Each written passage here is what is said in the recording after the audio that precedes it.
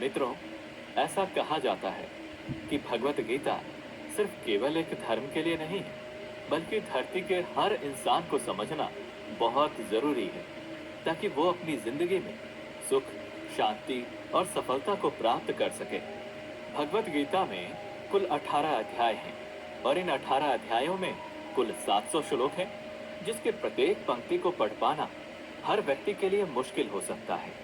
इसलिए हम आज की इस बेहद ही खास वीडियो में भगवत गीता के 111 महत्वपूर्ण विचारों को लेकर आए हैं, जिसे बेहद ही आसान और सरल भाषा में आपको समझाने की कोशिश करेंगे।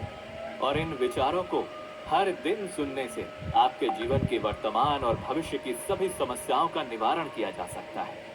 अगर आप इस वीडियो का फायदा अधिक से अधिक लेना चाहते हैं, तो इस वीडियो को पूरा अंत तक जरूर देखें।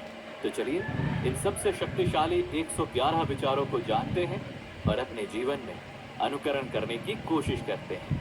111। जिस तरह से प्रकाश की ज्योति अंधेरे में चमकता है, ठीक उसी तरह से ज्ञान की ज्योति भी चमकती है। इसलिए मनुष्य को हमेशा सत्य की राह पर ही चलना चाहिए। 110। श्री कृष्ण कहते हैं कि इस धरती के हर मनुष्य को अपने कर्म के फल की चिंता किए बिना, उसके परिणाम की चिंता ना करते हुए, बिना किसी लोभ लालच के निष्पक्ष होकर और निस्वार्थ भाव से अपने कर्तव्यों का पालन करते ही रहना चाहिए। 109। जिस तरह से हम पुराने वस्त्र को त्याग कर नए वस्त्र को पहनना शुरू कर देते हैं और पुराने वस्त्र के बारे में सोचते तक नहीं है, ठीक उसी प्रकार से हमारे आत्मा के लिए हमारा शरीर भी कभी एक पुराने वस्त्र की तरह ही हो जाएगा और हमारे शरीर को त्याग कर वो किसी दूसरे शरीर में चला जाएगा, जैसे वो किसी नए वस्त्र को धारण करने के लिए चला गया हो। 108। जिस मनुष्य के अंदर ईश्वर में श्रद्धा नहीं होती और साथ ही साथ ज्ञान की भी कमी होती है, उस मनुष्य को जीवन में कभी भी आनंद और सफलता की प्राप्ति नहीं हो सकती। 107। जब कोई समझदार व्यक्ति किसी संबंध को निभाना छोड़ देता है, तो समझ लेना उसके आत्मसम्मान को कहीं ना कहीं या कभी ना कभी ठेस अवश्य पहुंची है। 106।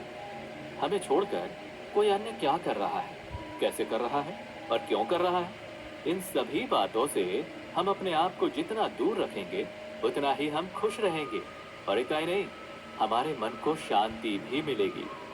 105। जो दिल से अच्छे हैं, जिनमें दया की भावना है और जो दूसरों की तकलीफों को समझते हैं, उन्हें दोबारा जन्म नहीं लेना पड़ता और मोक्ष की प्राप्ति करके उसकी आत्मा परमात्मा में लीन हो जाती है। 104।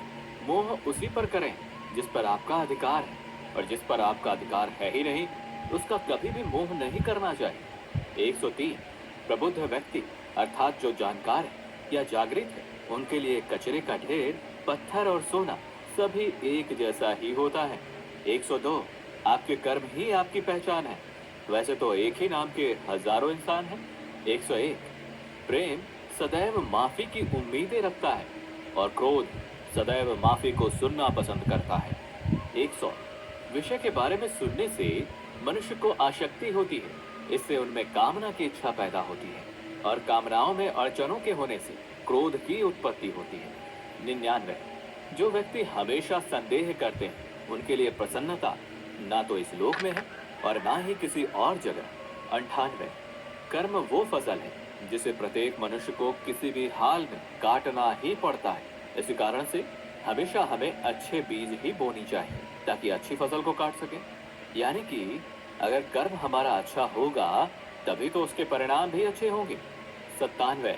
जो भी होने वाला है वो हर हाल में होकर ही रहेगा और जो नहीं होने वाला है वो कभी भी नहीं होगा। ऐसा ज्ञान जिनके बुद्धि में होता है, वो कभी भी परेशान नहीं होते। 96।